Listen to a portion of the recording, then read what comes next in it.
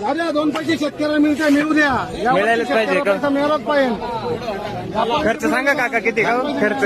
801 माझा खर्च.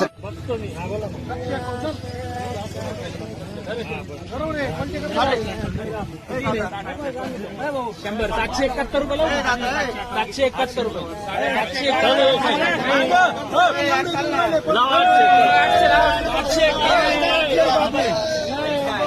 771 रुपये. अरे मान गर्दी पा तिकडे शेतकरी बहुती गर्दी.